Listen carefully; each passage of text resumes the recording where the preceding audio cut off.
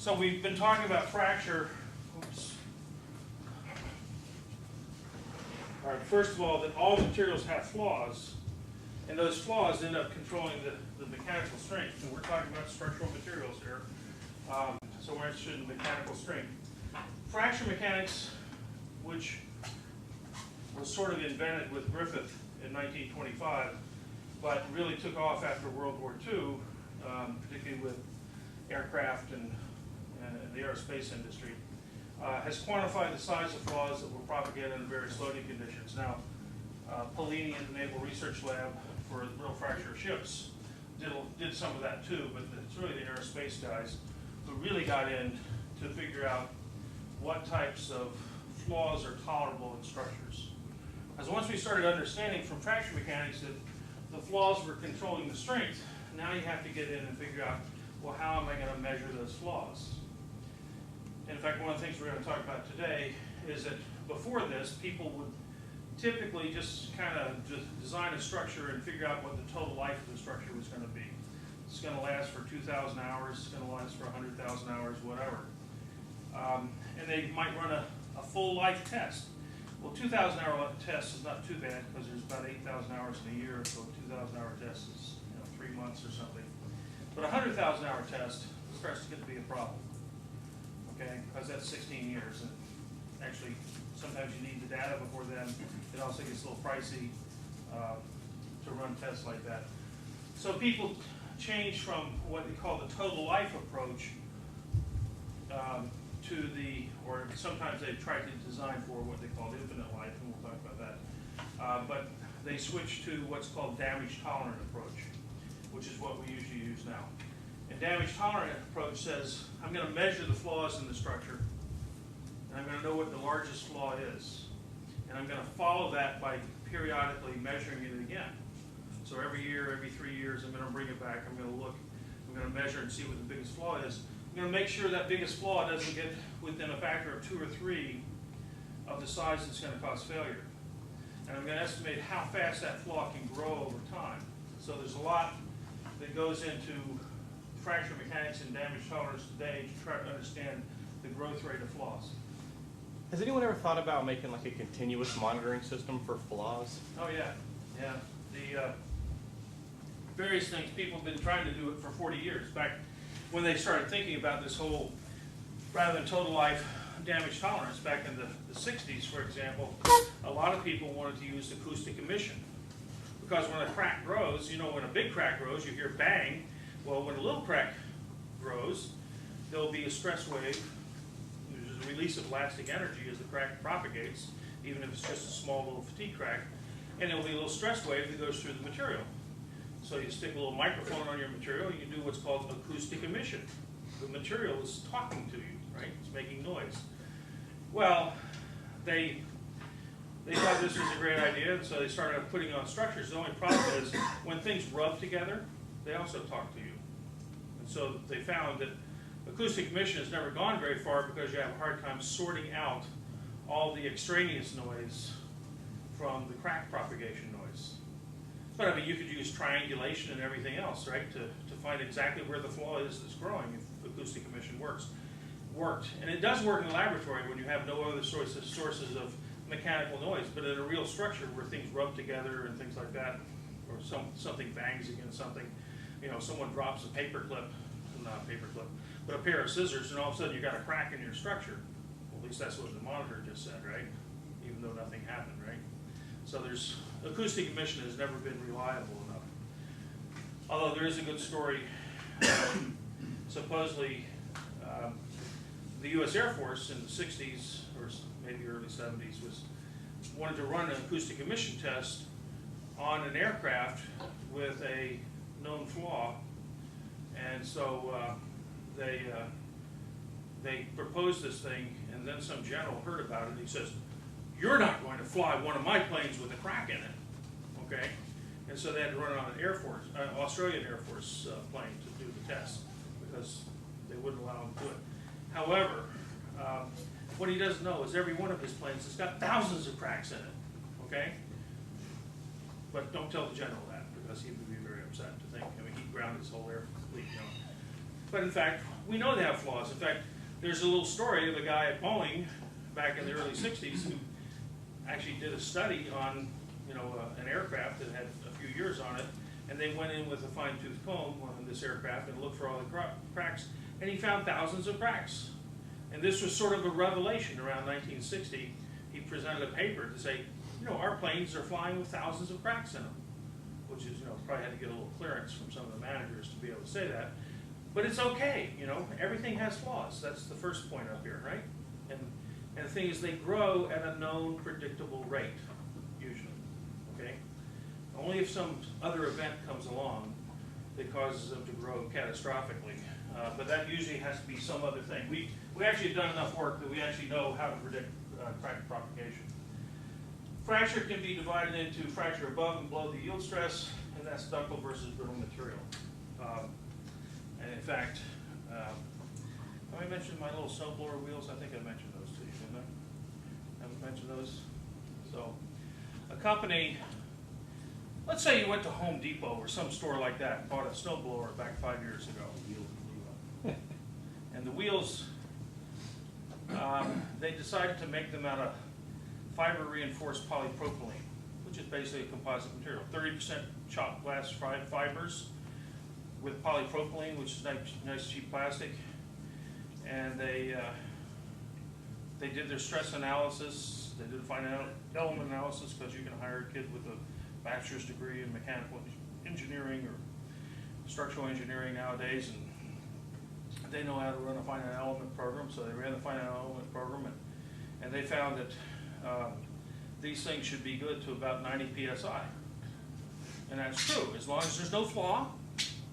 Number one, it'll be good to 90 psi, because if you assume a homogeneous perfect material, you will have one strength. If you assume a non-homogeneous imperfect material, you'll have another strength, which will be lower.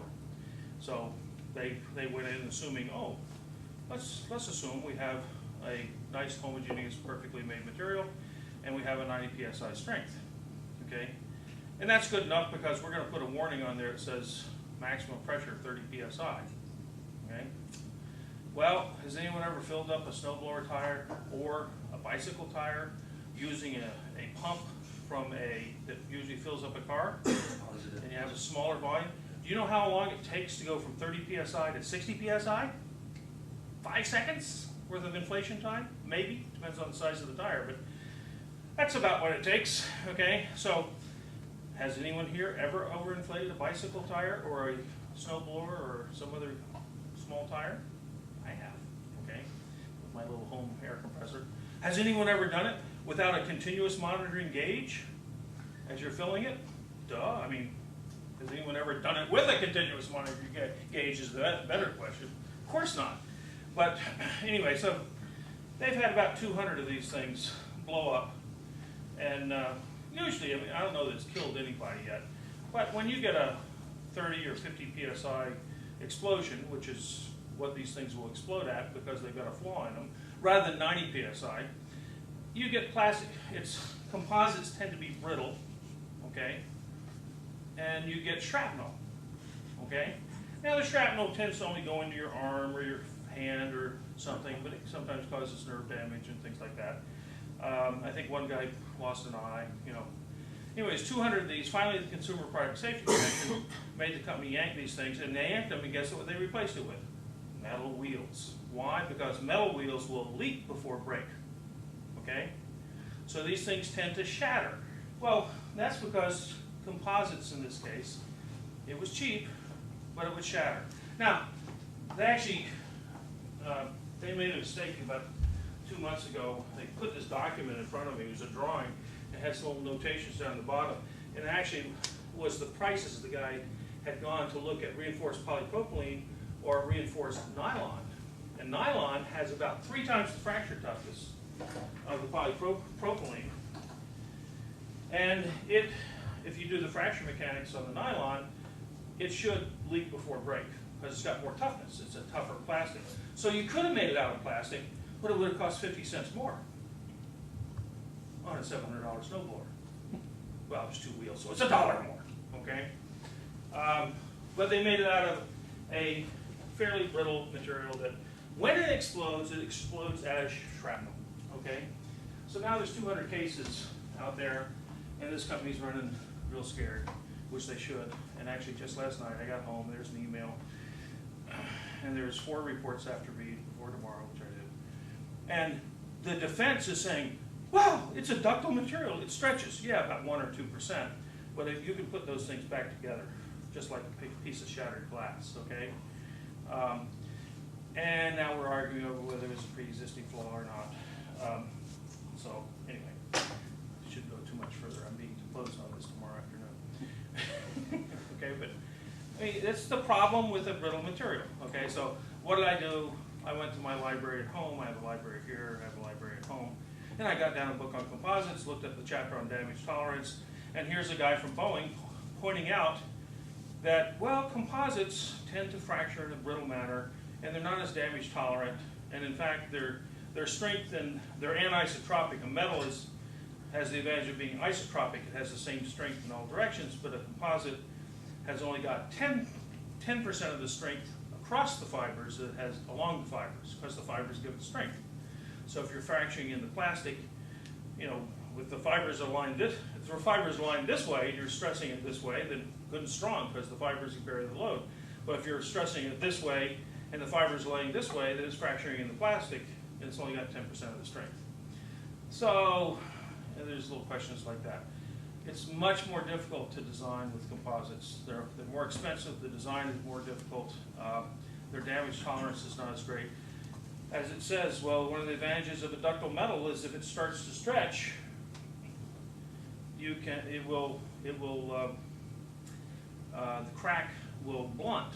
So if you have any stress concentrations, we talked about stress concentrations, let's say you overstress your part and you've got a notch in it, well, a ductile material, the crack will blunt, and the sharpness of the crack is proportional to the stress concentration. If you blunt your crack, you've reduced your stress concentration. So ductile materials are forgiving. They will blunt, okay? Whereas brittle materials just fracture. There's no crack blunting. You know, for like graphites, an example of the way they get around that, if you think about how they lay the fibers for bicycles or graphite Right. straps, they get that weave in a bunch of different directions. So you, Right. basically, If you have in a wound composite, they lay it in different directions at 45 and 90 degrees to one another, so you get strength all the way through the plane. But through the thickness, you still got a weakness, okay? But you don't usually have a stress through the thickness in a thin material. So hey, you can build with composites. You couldn't have built the V22 Osprey without composites. But, yeah, money, money, money, okay? That's the price, okay? I'm not saying you can't do it, but when you think of composites, don't think of Ford Escorts, think of Indianapolis Racers, okay? There's a difference in value per pound, okay? So composites are wonderful in certain industries. So there is a time to select composites, and there's a time not to select composites. Sounds sort of biblical, doesn't it? Okay. I don't think they include that in Ecclesiastes, but maybe. Okay. I don't remember if they talked about composites or not. Okay.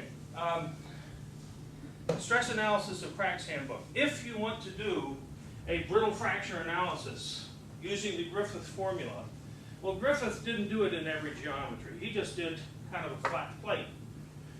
But it turns out, since Griffith, there are people who have spent a whole career writing books like this. Isn't this exciting? Well, we could give this to your math professors, right?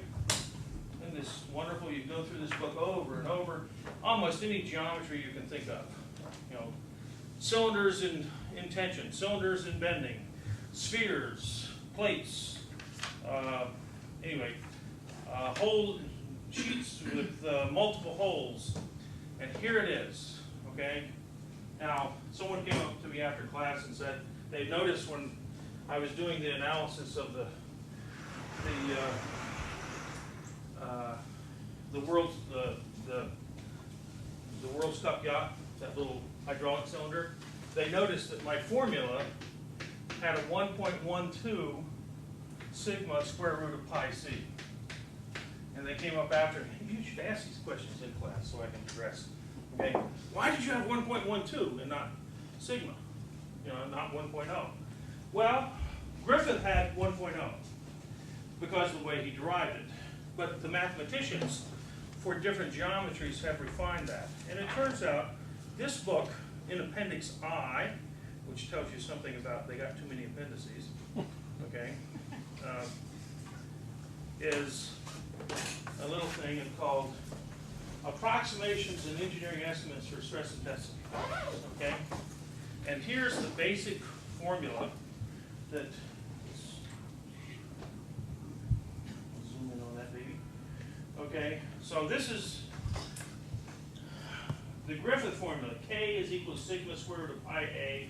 I told you sometimes people use C, sometimes they use A, times some function which is a function of the crack geometry. This is the width of the plate times A is breadth, length, and depth, or something, okay? And et cetera means, oh, the mathematicians can have a field day. So if you go through this, for a flat plate, it turns out there's a function for a flat plate, and it's 1.1215. So I approximated, I'm sorry, okay, for my America's Cup yacht. I left off the 1.15 on the end, okay? But it turns out many times you'll see 1.12, but that's just a simple flat plate with an edge crack. The factor is 1.12, yep. So is W the width of the plate or the thickness of the crack, or is the width of the crack? It's the width of the plate, as I remember. Okay, A is the, whoops, I'm looking on page before. This is, if this was a finite length, A would be crack depth and W would be the width of the plate, thickness of the plate, okay? What we call width, the thickness of the plate. Yeah, I'm sure if I go in here somewhere, back in these other formulas, but yeah, here we go. There's a picture showing W is the width of the plate, okay, in that solution.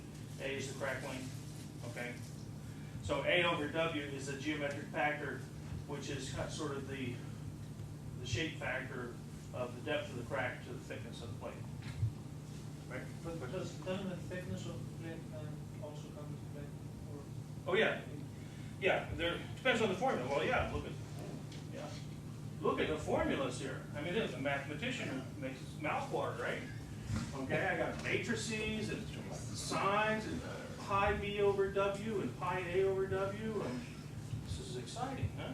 I could take my little field packet calculator and I'd be punching the, yes, that answers your question, right? Does that answer your question? That's what this book is all about, okay? But getting back to Appendix H, or I, does anybody know who Payne Stewart was? Golfer. He's a golfer. Died. He died. Yeah, he didn't last very long when the plane basically lost pressure and everybody went to sleep. One of the best ways in the world to go to sleep, or to die. If you're going to commit suicide and you don't want to do it painlessly, just get yourself a chamber and slowly reduce the oxygen pressure. You will first get giddy, okay, supposedly. I've never done this, never died this way. But do you get a headache? Actually, the Air Force has these chambers, and they put pilots in it, okay? So they will feel it. And actually, for divers, Navy divers, they do the same thing, okay? They have these chambers, and they'll have them playing cards in this chamber with one another. And they start getting slap happy and giddy as the oxygen pressure goes down. You know, it goes from like, what is it, 19% oxygen in there, 20% oxygen in there. As you get down to about 16% oxygen, your mind starts getting a little fuzzy, and they start getting slap happy, and they think, the thing is, you never recognize, if you've never been through it apparently, you never recognize what's happening to you. And the reason they make you go through this as a diver or a pilot is so that you've been through it, so you'll recognize that you're being oxygen deprived, and you get down to like 12%, you're dead, okay? But at 16%, you're getting slap happy and giddy, and then finally you just sort of fall asleep. So, sort of a painless way to commit suicide. So, see, you learn a lot of useful things in this It's like a summary. Okay. It's like a summary on a weekly basis. We don't go up and ventilate oxygen levels. Maybe that explains some of the submariners I know. Anyway, So in the Payne Stewart case, I did some fracture mechanics. They were talking about a fatigue crack and whether it caused it and everything. And so they hired another expert to come in and say, oh, you left out the 1.12, because I just used 1.0. And it turns out, I mean, this guy was taking me to task because I left off, in doing the estimate of this, I left off something. Well, it turns out, see, here's another formula, 0.95. This function out here, depending on the geometry, can be anywhere down as low as 0.8 or as high as 1.2. And so the average is kind of 1.0. And the whole point of this chapter in this book is an approximation is to just make it 1. Okay?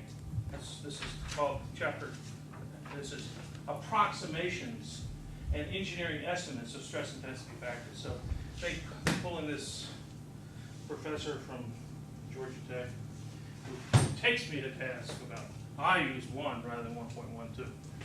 Okay, so sue me. Well, actually they were suing. I think Stewart was suing. As far as that goes. They weren't suing me, fortunately. Okay. Okay, so that's enough on fracture. Let's talk about fatigue, unless you have another question. That's brittle fracture, catastrophic fracture, and you preferred that, like a steel snowblower wheel, it would just, if you had something wrong with the wheel and it started to bulge, it'd be hard to bulge the steel, but if you could, it would bulge and you get a leak and you might get compressed air, you know, giving you a blast in the face. Big deal. You know, a fan will do that. But if you have a piece of polypropylene composite, fiber reinforced composite, you have it shatter and you have plastic shrapnel. Probably won't kill you, but it could put out your eye. Certainly, I mean, I remember I was looking at one of these fractured wheels. Instead of missing one piece, they said that's in his arm. Oh, okay. So, if they'd made out the right plastic, like nylon reinforced plastic, it would have just cracked. It might have cracked more than the steel, but it wouldn't have been shrapnel all over everywhere. So when you're selecting materials, you actually do have to go get a material scientist and say, what should I use? And hopefully you get a competent material scientist. But in fact, these people were people who kind of worked their way up from doing tests like walking behind mowers and things. You know, these guys were not some of the most sophisticated engineers. And you're not going to learn everything you need to know about fracture mechanics in an hour or two, but there are people who study these things, so spend a life doing it. And if you want a boring job, anyway. So nowadays, as I said, rather than doing a total life approach, we do a damage tolerant approach. But in fact, let's see, we talked about America's Cup. Oh, there's the America's Cup thing. Someone noticed. Shouldn't put up my notes. See, there's the 1.12. Someone noticed that. Now, there are various types of fracture. We've been talking about overload and brittle, which is ductile, and brittle, which would be below yield stress. But that's basically just sort of a simple mechanical strength, and you might do it at elevated temperatures and just take it to where it breaks because there's too much load on it.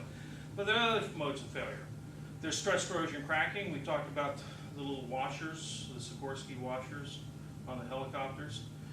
Stress corrosion cracking can drop the strength by a factor of 75% to 90%. Not a good thing. Those washers were cracking on the shelf at like 5,000 psi, okay? Because, or actually, the residual stresses in them were 8,000 psi, and it only took 5,000 psi to cause a stress corrosion crack to grow. So they grew by stress corrosion, where you have to, and the corrosion in this case was just the moisture in the air, okay? And so they were fracturing on the shelf. And of course the Navy first saw this because the Navy, being the leader in chloride, oxygenated chloride environments, they tend to corrode even faster in Navy environments. But you can also have fatigue, and the typical example of fatigue most of you know about, you bend a paper clip back and forth. Now the problem is, you know, in my youth, they made the paper clips out of a higher carbon wire, and you could bend it 2 or 3 times and it would break. Now, these things are so ductile that I have to keep bending them back and forth if I want to do it. Okay, but you know you can do it, you can fatigue it. And in fact, what's happening, because there are microscopic flaws on that surface, and actually you can do tests and show that the surface roughness of the part will influence the fatigue life. So the little notches in the steel, just like little notches in glass will cause a brittle fracture, little notches in steel, just the surface roughness, can cause a fatigue crack to grow. And in the old days, before 1970, actually before 1950 or so, but before 1970, when we looked at fatigue, we tend to look at it with what we call the SN curve, where S is stress and N is number of cycles. Okay? And you plot the stress versus the log of cycles, and you typically get a curve like this. There'd be a band to it, some scatter, there's supposed to be some data points in here. The number of cycles that people were typically interested in was, they'd run these curves out to 10 to the 6th or 10 to the 7th cycles. Why? Because there's 3 times 10 to the 7 seconds in a year, and then you can run 1,000,000 cycles at 1 cycle a second in your test lab in terms of stressing this thing back and forth, and in a month or whatever, you get 10 to 6 cycles, or a couple of weeks you get 10 to 6 cycles. That's a reasonable length experiment. If you want to get 10 to the 7th, you're using 4 months to get that at one cycle per second. Now some people have gone to 10 to the 8th or even 10 to the 9th, not very often. But then they're doing like 100 hertz vibration. I mean, they're putting this in a machine that's, you know, vibrating it. In fact, they have vibration testing things where they have vibration test cells that are the size of this room. And you can put something on there that weighs 10 tons, and they will vibrate it at 10 hertz or something like that, and just try to shake the thing apart. In fact, if I can find it quickly. This is the SAE design handbook, fatigue design handbook, okay? SAE, Society of Automotive Engineers, also includes aerospace,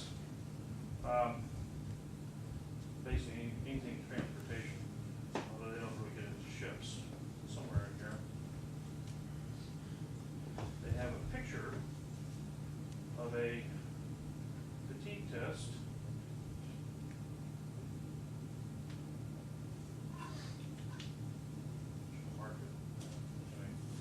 Where they're shaking a whole car frame. Okay? I won't find it quickly because it didn't mark it. But you can tell it's an old Ford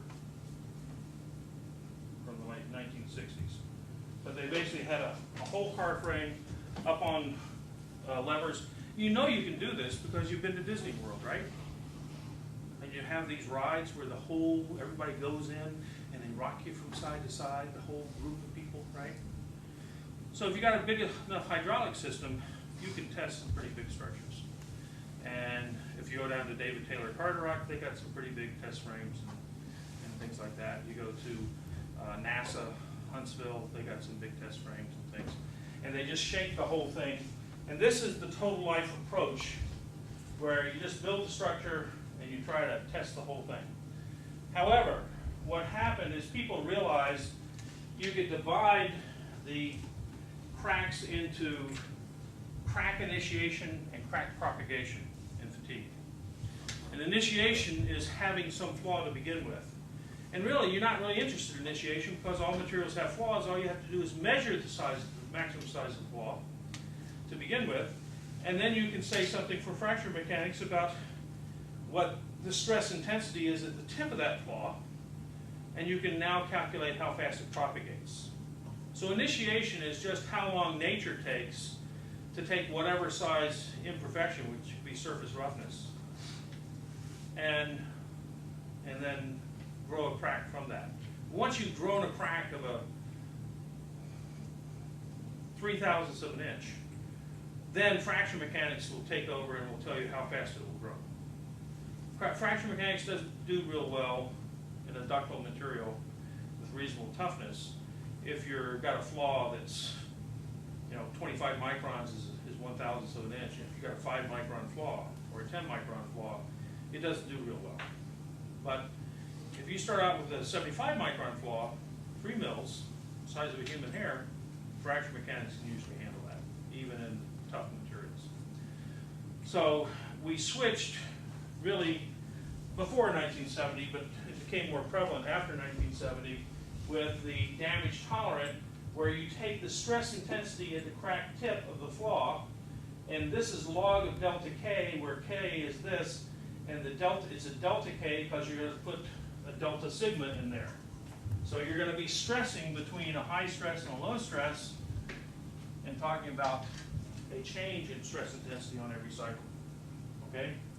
If you vary your stress up and down, cyclic fatigue, you're going to have a variation in stress intensity. So you look at the log of delta K, and you plot that versus the crack growth per sample. Okay? In the old days, I had to run dozens and dozens of samples, or maybe not dozens, but at least a dozen samples to generate this curve. This curve I can generate with one sample. Okay? And I measure the crack growth by looking in the microscope as it's growing in the machine, and I look and see how that crack grows in the microscope. And there's various ways to do that. That's steel in an oxygenated chloride environment, or is that Oh, this, I'm going to show you some real data in a little bit. This particular one, I mean, just that shape. Can I the shape, that shape is characteristic of all aluminum, steel, virtually all materials, unless it's an anisotropic composite. The shape of the curve, I'm going to explain the shape of the curve. Okay. Okay. So this is log of stress intensity. So this is a short crack. This is when you start off, and that crack in a single sample grows and grows and grows, and it grows through 3 stages. Stage 1 is essentially growing these very small 1 or 2 mil cracks into something that tends to grow in a linear region, which is called the Paris law region. Okay, this is the threshold stress intensity. This is the Paris law region. The author of this book, the middle author, is Paul Paris from Ohio State University. Really should be at Harvard. There are very few people more arrogant than Paul. Okay, but he would qualify for Harvard faculty. Okay. Stage 3 is when the crack is getting so big. The A over W is getting to be like 7 or 8 tenths. That crack's getting to be a big fraction. It's just ripping right then. It's just, you're not getting small little crack growths. You're getting, the crack growth per cycle is like 10 to the 4th inches per cycle. Okay, or 10 to the 3, it's a thousandths per crack per cycle. Okay, that's really hustling along, and it's not going to take very many cycles.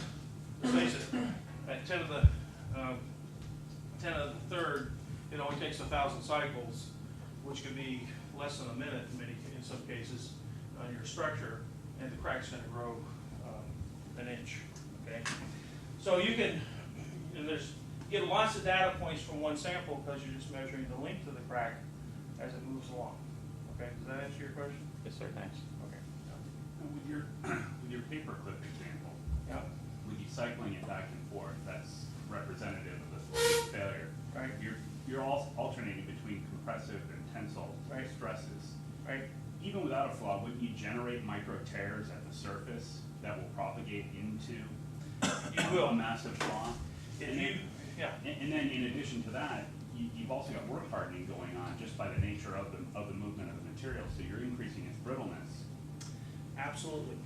Everything you say is true. Polishing a sample, to get consistent results, in the old days you had to polish samples. So I told you about when I was a sophomore and I wanted to work with Professor, I wanted a job so I wouldn't have to work 80 hours the next summer, which I did anyway. The first job I got was working with a guy named Tony Thompson, who's now at Berkeley, and he was finishing up his doctoral thesis on fatigue of aluminum and copper. And I was sitting there polishing little tensile specimens. Actually, they were fatigue specimens. And I would polish them down and get a very good, as good as you could get with sandpaper, okay, going to the finest paper. And then he would take them and he would electropolish them. So you would get a surface that had flaws that were less than a micron in size. And then he would run the test, because he was actually looking at crack initiation. But when you get the crack initiation, even if there's no geometric flaws, the material itself has inclusions and other things, which are larger than point defects. And those become So you can have what we call geometric notches, which is surface roughness, or you can have metallurgical notches, which are inclusions. And so why do we triple vacuum arc remelt turbine blades and jet engine landing, aircraft landing gear? Because they got to be strong, and we got to get those inclusions out of there. So there are various tests, where you have to destructively test the thing and look at it on a microscope at 100 times magnification to look for the flaws and make sure you don't have inclusions of a certain size. Because those inclusions become your crack initiators, even if you have a perfectly smooth surface.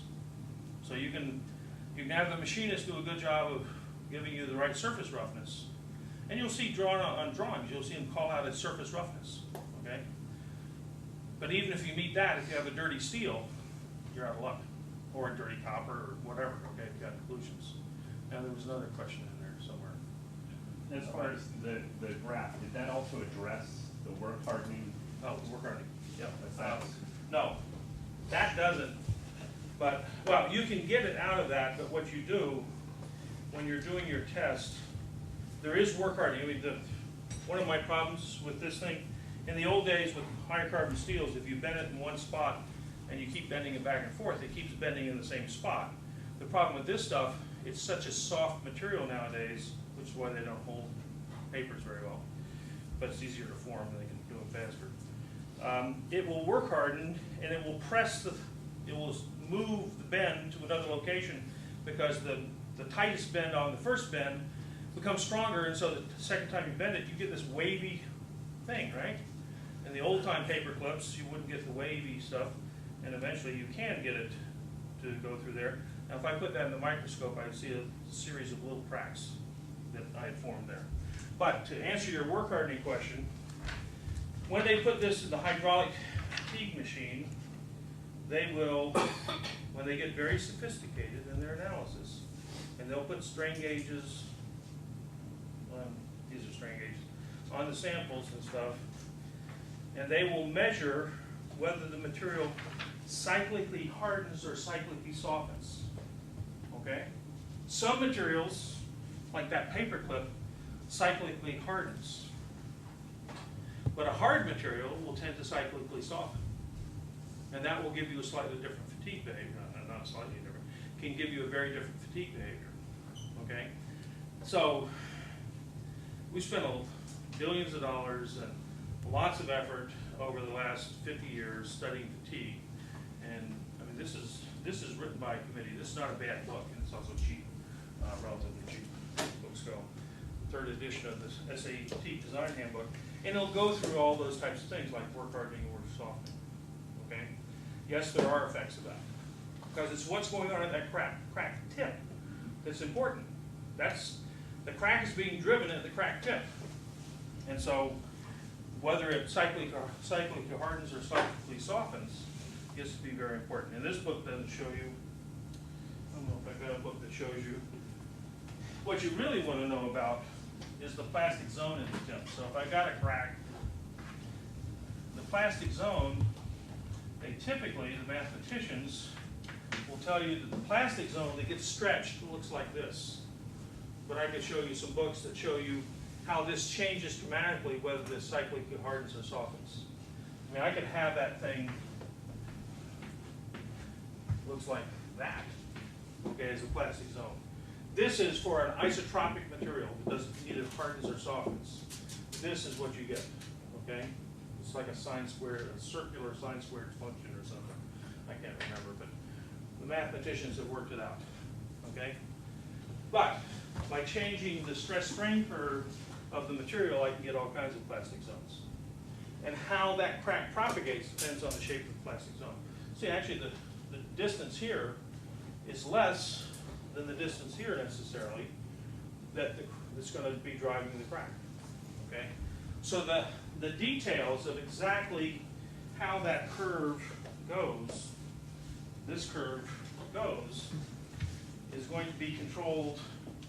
The slope of this and specific locations changes by a lot of things, including the environment. Actually, I can show you that. Okay. But let me just, these next couple of things came out of this book, which I'm sure you all want to have one of these at home to read it at night. I read it at night many times. Atlas of Fatigue Curves. Okay, in the beginning of this, this is just, they went through the literature and there's fatigue curves in here. Just, took graphs out of the literature, gives you the reference to where they got it for lots of different materials: aluminum alloys, steel, stainless steels, nickel alloys, titanium. Okay, it's a good place to go to start looking at effects. So, if I peen the surface of my material, got compressive and residual stresses, there'll be some data in here on effects of peening on fatigue. If I want to look at surface roughness, there'll be some example probably on the steel of surface roughness. Okay. But let me explain the old style first. Let me back up a little bit. This comes right out of that book, the beginning of that book, and it shows the stress amplitude S versus N. This is the SN curve. This is a 48 Rockwell C steel. This is same hardness, notched and unnotched. So this one had a relatively smooth surface, just surface roughness. This one they actually put a notch. They machined a notch in the surface. That reduces the strength considerably. This one tends to flatten out at about 800 megapascals. This one flattens out at below 500 because of the stress intensity of the notch. Okay? So the geometry affects the fatigue. This is one of the problems of the old style SN curve. Any change in geometry, you got to run a new test. Okay? In fact, one of the big things that places like John Deere and Caterpillar right now, they're interested in really understanding how to control the surface profile of fillet welds. Because you go out and build a crane or a tractor or something, and you're going to fillet weld it together. But the fatigue life, which is the life-limiting thing on a crane or a tractor, is going to be determined by the profile of that weld. Because the fillet weld, if I think of two plates coming together, if I have a weld that looks like that, or I have a weld that looks like that, okay, that doesn't give me as sharp a stress concentration as this one does. Okay? Now, we're not talking about something quite so dramatic. We're talking about small variations in something like this, and which welding electrodes and which welding processes can improve the fatigue life of the structure. Okay? Now, the Navy hasn't gotten that sophisticated yet, in general, for ships. Do a lot of fillet welds.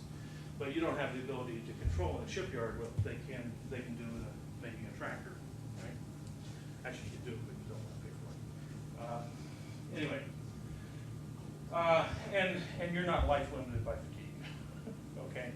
Very few of your ships fall apart because of fatigue. Okay? They may have fatigue cracks. You catch them before. You got a bigger structure. Okay. Anyway, so you can have a big change.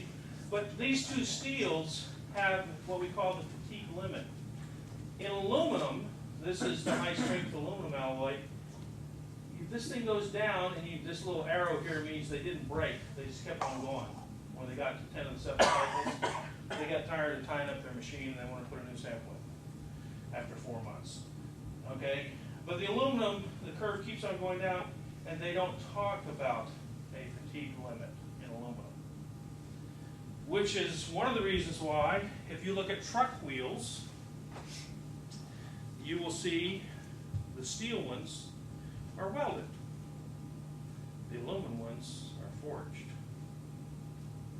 And the reason is, take a truck tire and think about it. A truck is going to go for 1 million miles or more. Okay? A car only goes 100,000 miles. So a car wheel might get 10 to the 7 cycles in its life. But a truck wheel can get 10 to the 8 or more cycles. And that means in fatigue on steel, hey, you design it, make sure your stresses are below the fatigue limit. You can run that wheel for doesn't matter, 100,000 miles, 1 million miles, whatever you want. So you can weld truck wheels out of steel. You can, okay, and they do. And many of you, if you own a Toyota, Toyota doesn't like to put aluminum on wheels unless you're really buying high-end. Okay, they still use steel for wheels, and they're welded. Okay, chrome plated and stuff, or paint them. Actually, they paint them. They don't usually chrome plate But Toyota tends to use steel wheels, cheaper. And if you design it well, most customers don't see the difference, okay? But GM has gone mostly to, the American automotive companies have gone mostly to aluminum wheels, but even those are very rarely welded. They're either cast, which will have some inclusions in them, but the size of the flaws are smaller. They can make them smaller with good casting techniques, okay? Or they're forged. But truck wheels are always forged aluminum, okay? They might be welded steel truck wheels, but they're never welded aluminum truck wheels, okay? Because aluminum doesn't have a fatigue limit, and that wheel is fatigue life limited. Now, fortunately, I had a situation where they were making aftermarket wheels a few years ago. It's fairly large aftermarket. It was for a small SUV of a major manufacturer, and it was a whole region that they would kind of upgrade and make these SUVs a little snazzier. And they actually would sell them through the dealerships in the snazzy condition with these fancier aluminum wheels. And they were cast aluminum, and they had had 5 failures, like out of 250,000 or 500,000 of these things, where they had fatigue cracks that started, and the thing had 5 spokes, and several of the spokes were found. By the time the people found them, the crack was all the way through. They lost a spoke, okay? And so the question was, were we going to have to notify the National Transportation Safety Board and have a product recall on well, if they have 500,000 wheels, 125,000 vehicles, that could be expensive, okay? But do you need to do it? Well, first we had to figure out what was causing it, and so I went and looked at the foundry in Ohio, and they would try to screen out the aluminum oxide inclusions that floated on the top of the steel, the aluminum bath before they cast it. But what they used was a steel window screen, okay? That's not bad, it's cheap. They could use it, they could have a new screen for every pour, but it wouldn't get rid of all the inclusions. Some would get through, and every now and then, if you got the inclusion right at the stress hotspot of the wheel, you could get a fatigue crack to grow. But we ended up, finally, we ran some tests, and we found that you could lose 3 spokes before you would have a catastrophic failure, okay?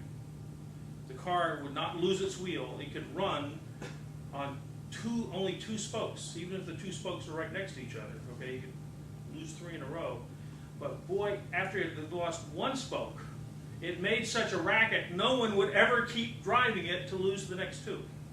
So in terms of damage tolerance, no one, you couldn't imagine anyone having a catastrophic accident because of this. They might have to replace a wheel, but the reason they found these 5, well, of the 6 or whatever that had occurred, 2 or 3 of them was because they heard, it was cracked all the way through a spoke, and they could hear this clicking sound on the wheel as it went around, because that spoke was free and it was rubbing, and you were notified, okay? It made enough noise that no idiot, you'd have to be deaf, okay, to not notice it. And anybody who rode with you, everybody who rode with you, have to be deaf. So don't sell these to schools for the hard of hearing or something. So it turns out we didn't have to notify the National Transportation Safety Board and do a huge product recall. We just had to clean up the act and get the inclusions out of the steel, or out of the aluminum a little bit better. Okay. And believe me, if you heard this thing after you lost 2 spokes, it sounded like the car was going to blow up as you were going down the road. Anyway, so that shows that aluminum doesn't have this fatigue limit. Steel does have a fatigue limit. The infinite life for steel is typically at 40 to 50% of the uniaxial tensile strength. Okay, so this is a fatigue curve that shows the band. This is the infinite life region. This is high stress, something below 10,000 cycles. Above 100,000 cycles is called high cycle fatigue. That's where everything is purely elastic. Over here at low cycle fatigue, below 10,000, you're actually getting plastic yielding at the crack tip on every cycle. That plastic zone has got enough stress, it's going plastic. It's deforming, okay? In this region, the plastic zone doesn't even get to yield.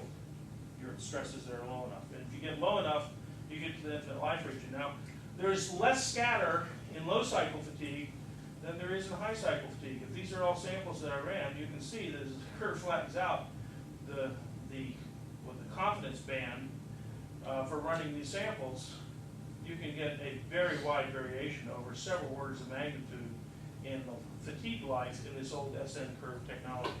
Yep. So because of infinitesimal changes in the geometry as you cycle, I mean, you never know how the cracks are going to propagate, right? Because Right. the more you cycle it, the more that geometry changes. Well, So the crack should go perpendicular to the principal stress axis. Okay, unless you run into an occlusion. yeah, unless or some other Something like that could cause it to weave a little bit and have some kink. variation. Right. But those would have to be pretty big defects anyway. Okay, as far as that goes. Low cycle fatigue, where you're getting plastic yielding, is more tolerant because you get crack tip blunting with plastic yielding. This is more tolerant of inclusions and other things. Inclusions and little defects like that, or micro notches or something, porosity, a lot more important down here in high cycle fatigue, because that stress concentration essentially puts you locally up in this region, a faster crack growth. Okay, but as people thought about this type of stuff, they ended up going to, this is a pressure vessel plate. This is A533 steel, okay, which is what you make like a nuclear reactor out of, steel vessel. So it's a pressure vessel, and again, this is log of delta K. This is megapascals per square root of meter. I think I wrote 3.5. Someone came up and corrected me at the end. It's meganewtons meters to the 3/2 is equal to megapascals meters to the 1/2. But of course, we all have those conversion factors in our head. Okay, it turns out about 1.1 megapascal square root of meter is equal to 1 KSI square root of inch. It's only a 10% difference. And so actually a lot of these things, if I make this even wider angle, you'll see they have KSI square root of inch and stress intensity megapascal square root of meter, and you see 100 there is not much different than 100 here. Okay? There's a little difference, 10% difference in those scales, as far as that goes. Okay. But this is the threshold, delta K TH is the threshold stress. There tends to be a threshold stress intensity difference, cyclic stress intensity, whatever your notch is or your inclusion is, below which the crack really won't propagate. In most cases, unless you have big inclusions or a corrosive environment or something like that. And then you get into the Paris law region, and dAdN is equal to C delta K to some exponent M. That's the Paris exponent. The slope of this typically is somewhere between 2.5 and 4. The exponent there typically 3 or 3.2. This is the slope of the Paris law. And here's where the crack just goes running off and cracking very quickly. Now, somewhere in here I should have, yes, I did. Another similar type of plot, the modern type of plot, where we're talking alternating stress, KSI, megapascals. Again, there's 80 and there's 80, so it's not a whole lot of difference, 10% difference. But now we're seeing the effect of environment. And the Paris law region right here in the center is still relatively similar slope, but this threshold stress is a very strong function of whether I'm running, this is a steel. This is another pressure vessel steel, 2 1/4 chrome, 1 moly. It's an ASTM A542. And this R value, you may have noticed it before, this is R 0.0. R is the ratio of the tensile stress, the maximum principal stress to the minimum principal stress in your cycling. So R of 0 means I'm going up to 10 KSI and then compressive, or no. 0 means I'm going from 0 stress up to some positive stress and back down to 0. Okay? No. This should be compressive. So I'm going from 0 to negative. It's got to get panic. A R of 1 means I'm going plus 10 KSI, minus 10 KSI. So you'll find these things change. You change anything in fatigue, and the curve changes, except the paraslaw region here is fairly well behaved, but the final crack growth is not well behaved in stage 3, and the threshold stress is a very strong function of what your corrosion is doing on that little flaw. Okay? The corrosion has a big effect on that little flaw. The corrosion really doesn't have as much of an effect up here. If you look at these things, moist air, dry hydrogen, and air. So I guess this is moisture here. Take it back. That's moisture. If you look in here, you got a number of different factors so far as that goes. But in any case, here's the R value, different R values. Lots of things will change some of these things. Very small flaws or very large flaws change, but medium-sized flaws are fairly well behaved. Okay. So that's most of what I want to say about that type of the science of fatigue. But we also have this one. Okay. I don't know what the original source of this figure is, but it's in most textbooks. Okay. Something wrong with this thing. It's turning off. Baseline.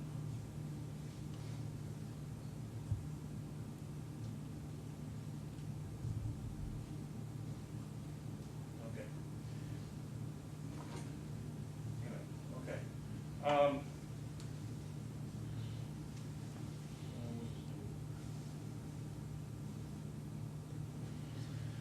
Okay, marks on the surface of fatigue.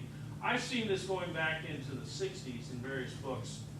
I don't know who did it first, but if I take a smooth round bar or a notch with a circular notch or a sharp notch, and I fatigue it at high nominal stress, and I look on the fracture surface, I will get a fracture surface that looks like this. These are the fatigue cracks. In a smooth bar, I will get a little thumbnail crack that starts to grow and grows to a bigger and bigger thumbnail. And finally, the final fracture surface will be over half of the fatigue fracture surface when things completely separates. Okay?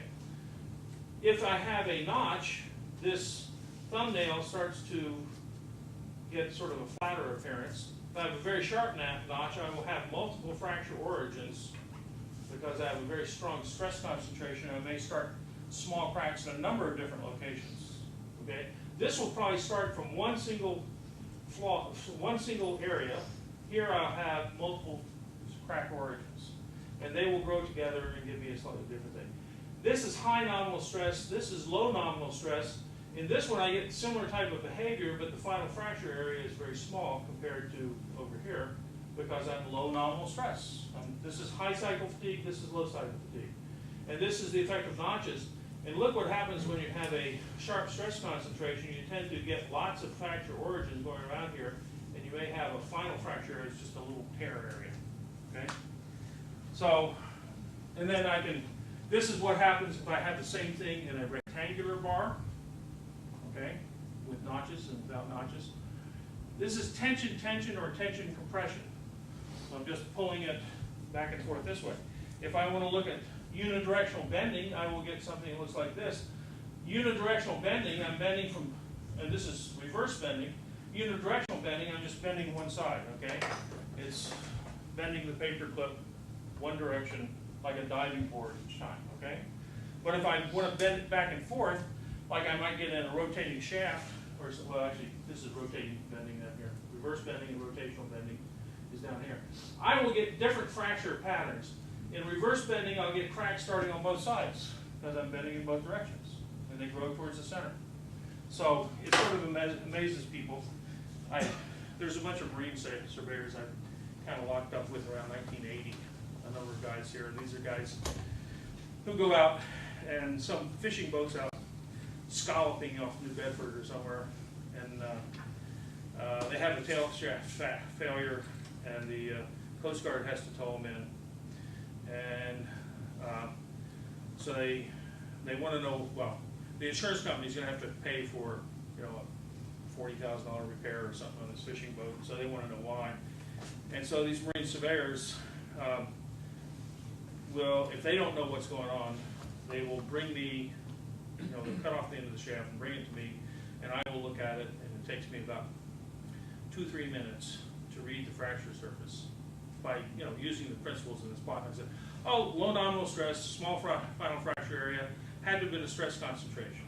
So you go look for the stress concentrations right where it comes out of a bearing. That kind of suggests maybe that misalignment when you're getting bending right there at the where it enters the bearing. Okay, then you start looking for wear, and you see, oh, and they didn't bring you the other half, but they have a picture of it, and you see the wear inside the bearing. Okay, that's a misalignment. Or they got a notch machine from a keyway or something like that, some stress concentration. Various reasons why these things fail, but it sort of amazes people what you can tell.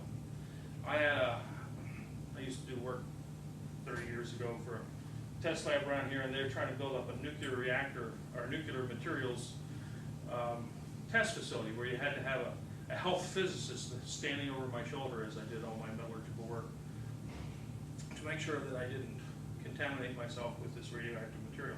It's just a piece of broken steel. Well, so one of the reactors down in Connecticut had some broken bolts, and they were like 1.5, 2 inch diameter bolts, and they sent them to us and said, we want you to do the analysis on them.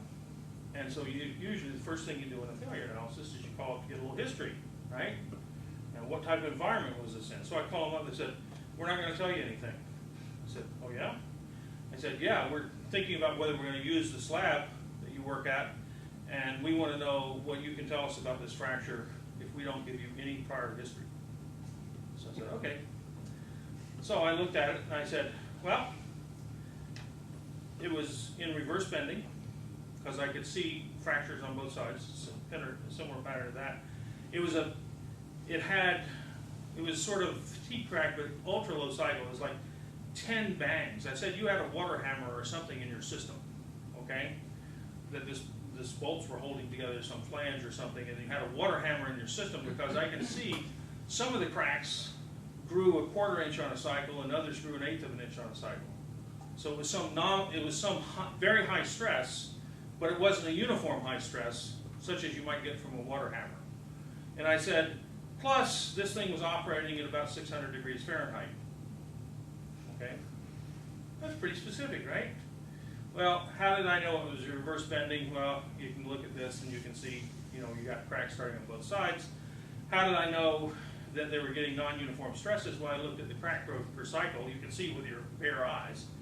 And how did I know it was operating about 600 degrees Fahrenheit? Steel turns blue. It's a blue oxide at 600 degrees Fahrenheit, and it had a blue surface. Oh, and also, I could tell them something about how long the crack had been growing, because the final fracture area was not blue, okay? Because it didn't have time to oxidize, okay? So it was shiny, and then we had a straw color, and then we had a blue color. So anyway, I gave them all this detail, and they were impressed. They sent us a job. Okay, another job. So it turns out you can actually tell a lot from looking at these things. Now, so putting all this together, fracture mechanics, brittle cracks, fatigue cracking, there's also creep we haven't gone through, which you get high temperatures and you put a load on something and it will just slowly stretch. Professor Stuart Brown, who used to be a faculty member here, used to start it. He would teach fatigue and fracture, and he would start his creep lecture by bringing in a piece of solder, just regular old lead tin solder, and he would have a little ring stand. He'd mount the piece of solder, he'd put a weight on it, and he had a ruler, and he showed you the length of the solder at the beginning of class, and at the end of the class it was a ½ inch longer. Okay, because at room temperature, solder is a low enough melting metal that it actually creeps at room temperature. So just like silly putty, you put a ball of silly putty on the table, you come back a day later, you got a pancake. That's creep. When something with just under a steady load will slowly deform. Okay, these little polymer wheels on the snowblowers I mentioned. Well, I got some of the data. I can't go out and buy these things. They took them off the market, so I can't get some exemplars to test. But the defendants people, of course, they got all these exemplars because the company's got all these return snowblowers. And so they tested them, and when they get to 90 PSI, the thing won't break on a good wheel that doesn't have any defects. But over the next 2 or 3 minutes, or actually over the next 60 seconds, you'll get another 5 or 10% strain, and then it will break. So the plastic is creeping at 90 PSI, okay? And actually, you look at the 60 PSI curve, where they load it to 60, and you look at the strain, and you see it's going up as well, even at 60 PSI. At 30 PSI, you don't see any change in shape over time as you hold the load. But at 60, you do. So they actually have a creep problem in the polymer too. But anyway, haven't told them that. I'll tell them that tomorrow. When you go to these, do you have to show any references, or is just being a faculty member here, as being a recognized expert, and you just talk about it? How does that work? Before 1992, basically experts could waltz in and say anything they wanted in a courtroom, pretty much. And then there was something called Daubert versus Merrill Dow, some medical malpractice or something, and it went to the Supreme Court. The Supreme Court said federal judges have to be gatekeepers over what experts say. The expert has to show that they have a reliable scientific methodology. They can't just be saying, well, I think, okay? And they have to have a reliable scientific methodology. It has to be a testable, something that can be tested, okay? If you come in with some theory and no one can test it, well, how can you verify whether it's true or not? It's not scientifically, it wouldn't be a scientifically valid theory if it can't even be tested. They have to use the same principles as you would use in peer review science. So more and more people have to provide references. Now, if any of you have been in my office, I have a few references there, okay? I don't have to go to the library very often. In fact, I haven't been to the MIT library in probably 25 years because I have my own library. Now, if I need something in the library, I send a student. Okay. Sort of, there's a certain pecking order in this business, you know. In any case, I always spent plenty of time as a student in the library.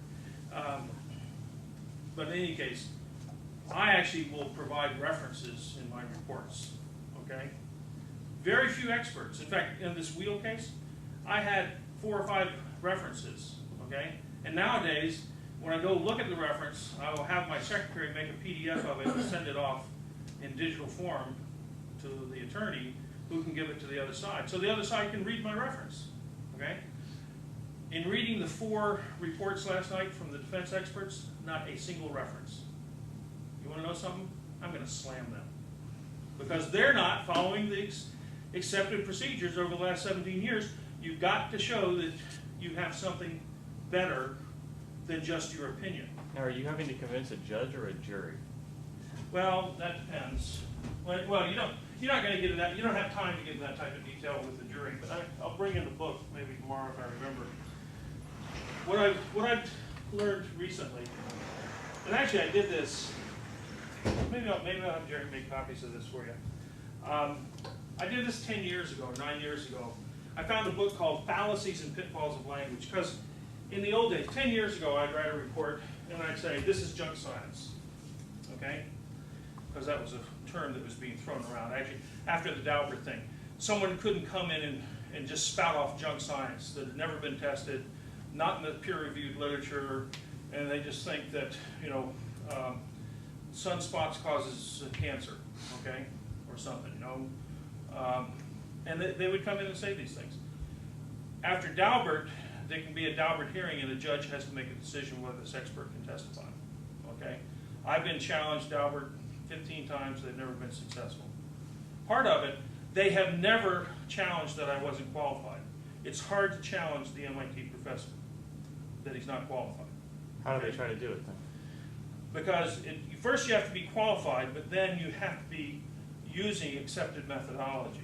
You have to be relying on peer-reviewed literature. You have to be following the same principles of science that you would follow in your own research. Do you present just the results, or do you go and you tell them this is how I did it? Now, when I write a report, I say, this is what I looked at. These are all the documents I reviewed, photographs.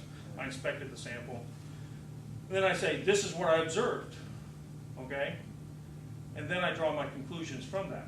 Because that's the scientific method. You collect data, you develop a hypothesis, you test the hypothesis, and if the test is not successful, you go back and develop another hypothesis and keep going until you get a hypothesis that's valid.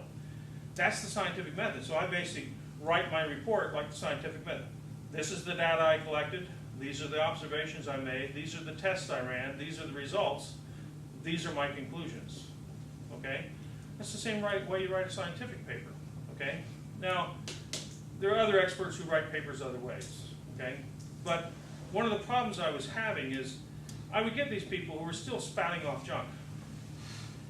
And there's this one guy, or one group of people in the aerospace industry, plaintiffs, who just come up and, well, to give you an example, the guy in one of these didn't go to trial and settle down, so I can say this. He says, I see wear in this carburetor. Well, of course you see wear in a carburetor. That thing is moving back and forth like mad while the carburetor's operating, and the parts are, the parts are moving, and there's wear. That's what happens to materials when they slide against each other. Now, it's completely lubricated by fuel, but there's wear. He says, I see wear. And it's known that wear causes wear debris. And debris could cause the needle valve to stick. Okay? What's wrong with that? Well, you go to the scientific literature, and the wear debris has a size of 10 to 30 microns. About 1/3 the diameter of a human hair. The fuel filter, where you're filtering the avgas, has got pores of 150 microns. Okay?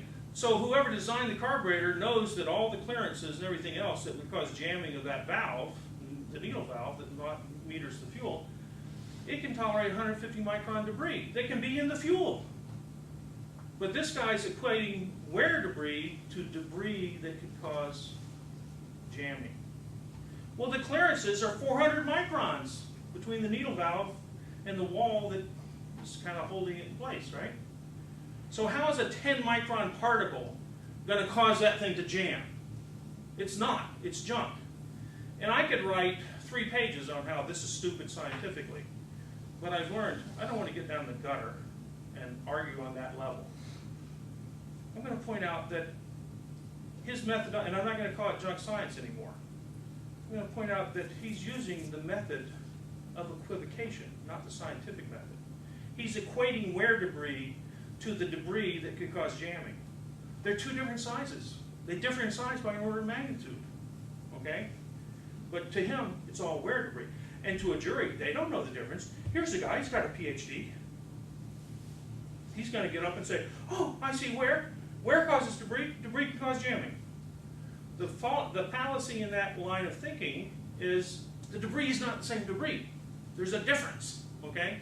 So there's this book that it's a philosophy book called Fallacies and Pitfalls of Language, The Language Trap. It's written in 1994. And it starts out going back to Aristotle.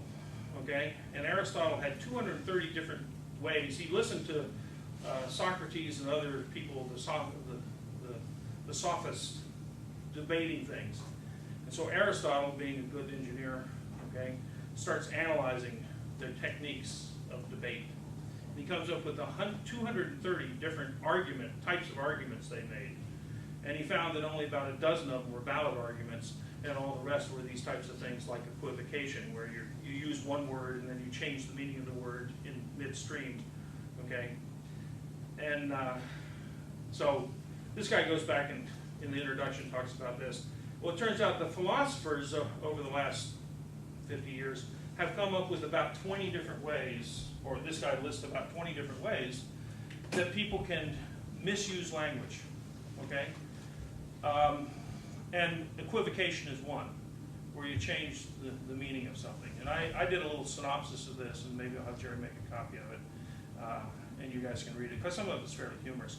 A lot of humor is based on that. Like, the guy stops someone on the street in New York City and says, sir, how do you get to Carnegie Hall? And the guy says, practice. Well, practice, my boy, practice. Okay? That's, there's, I can't remember, I'd have to go look at which of the 20, the people are not communicating. They're on a different level. They're using words a different way.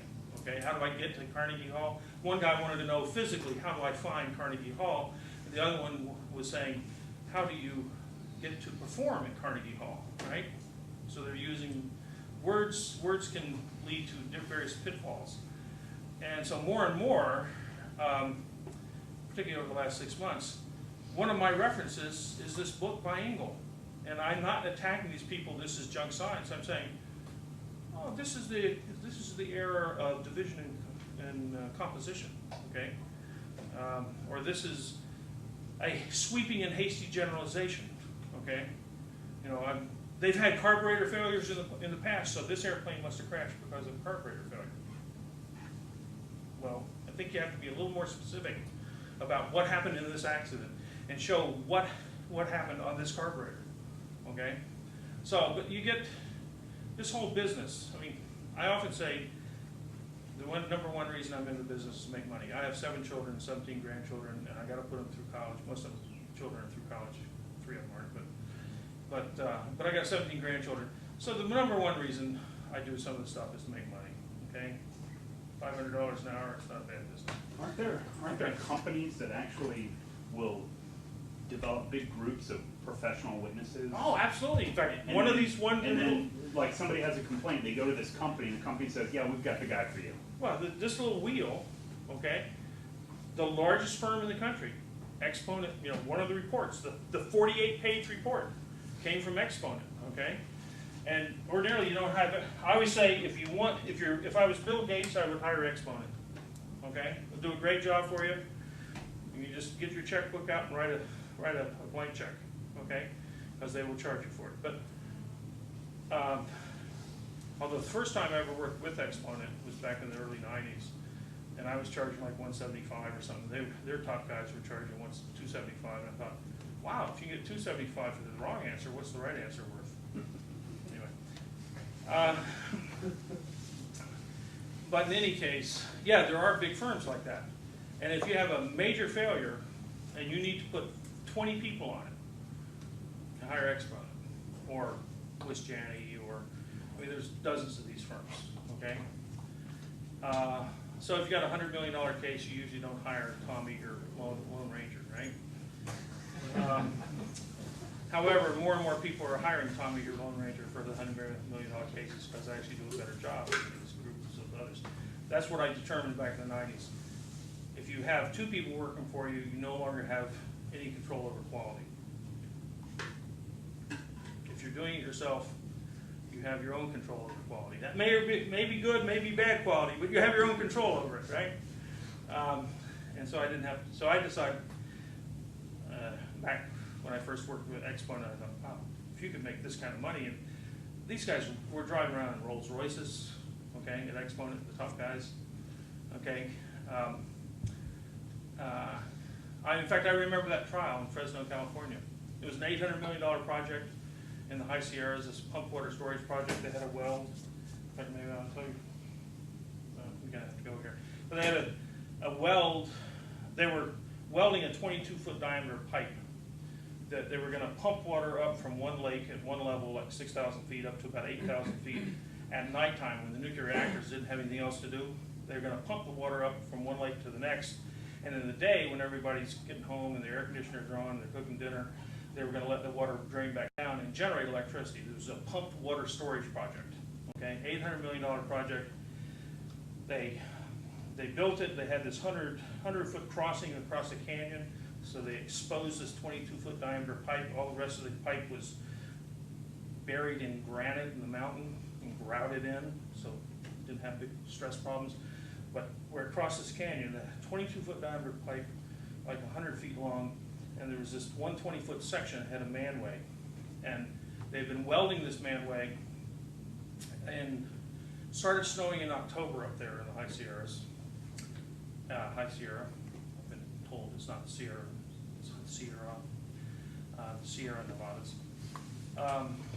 And they was right before they were going to shut down a couple days after Thanksgiving. But a lot of the supervisors, in fact, almost all the supervisors left for Thanksgiving and didn't come back. So these welders were welding just after Thanksgiving with no supervision on this pipe. there were pictures showing 2 feet of snow on the inside of the pipe while they were welding overhead position on the outside of the pipe on this manway.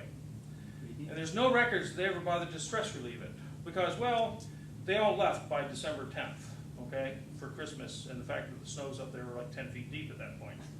So no one ever bothered to stress relieve this.